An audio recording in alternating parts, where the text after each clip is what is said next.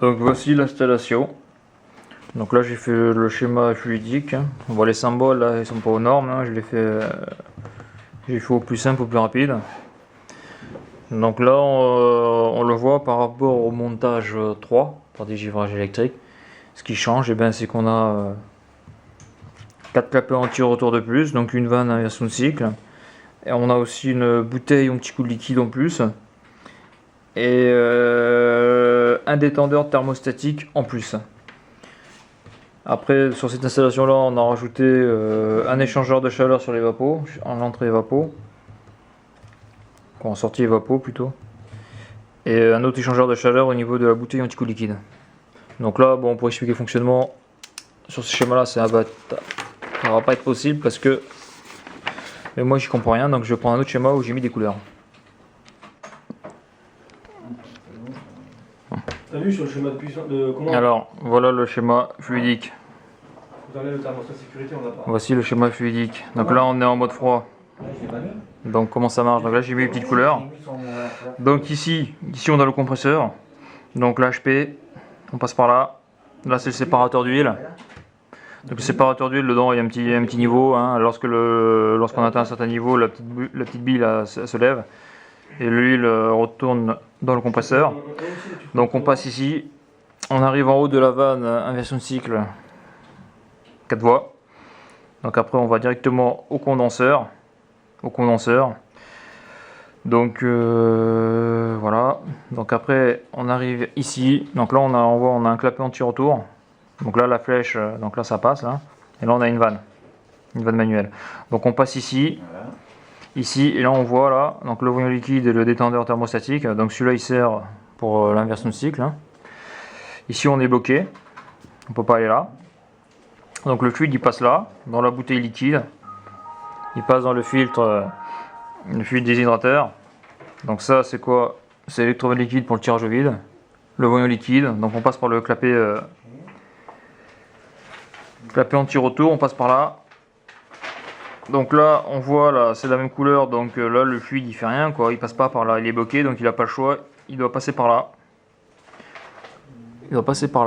On passe dans la bouteille anti-coup liquide. Donc là c'est une bouteille anti-coup liquide avec un système d'échange de chaleur pour améliorer le refroidissement si j'ai pas de conneries. Donc on passe par là, on ressort. Et après on arrive ici qui est l'échangeur de chaleur. Donc c'est pareil, hein, c'est pour augmenter le refroidissement. Et après on arrive ici, ça c'est le détendeur thermostatique à égalisation externe. Donc là, parce que là on a un clapet anti-retour, on ne peut pas passer par là, donc là on passe, là ça c'est le distributeur liquide, donc là il y a le changement d'état qui se fait, hop, là on voit la prise d'égalisation externe du détendeur qui est ici, donc là on passe par là, sortie vapo, donc là il y a le bulbe bien sûr, je n'ai pas dit, là on passe dans l'échangeur de chaleur, et là on arrive dans la vanne 4 voies, inversion de cycle, donc le tiroir là il est à gauche, on passe par là. Là on voit qu'il y a un bulbe, mais c'est le bulbe de ce détendeur ici qui là ne sert à rien pour le moment. On passe dans la bouteille de petits coups de liquide. Donc ça c'est pour éviter que le compresseur prenne des coups de liquide. Et après on remonte là à l'aspiration. Là on a le système anti-vibration là. Là ici on passe dans la vanne de démarrage. Et après voilà on arrive au compresseur. Aspiration compresseur.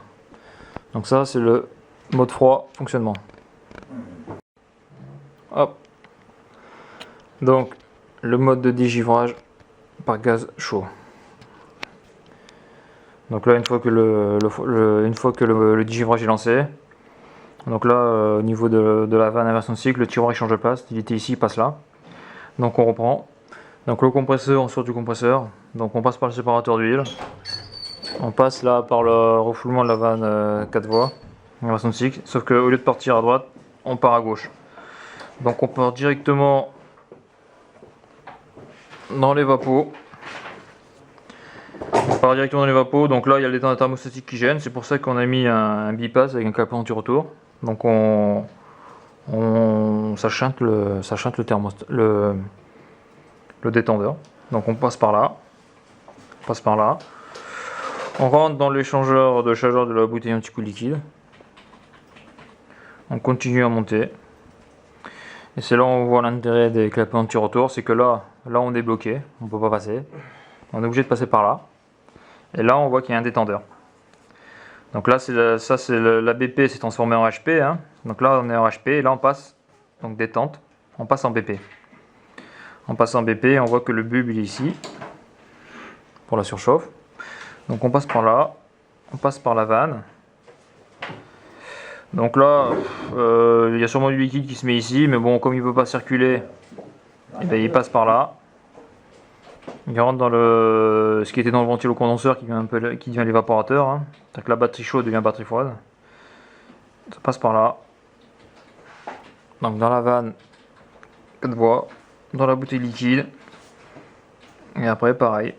Vanne de régulation, anti-vibration, vanne de démarrage et ça revoit compresseur. Et là on a le bulbe là, pour la surchauffe. Et donc ça le fait jusqu'à temps que le dégirage soit terminé. Et après, ça rebascule en mode froid. Et voilà.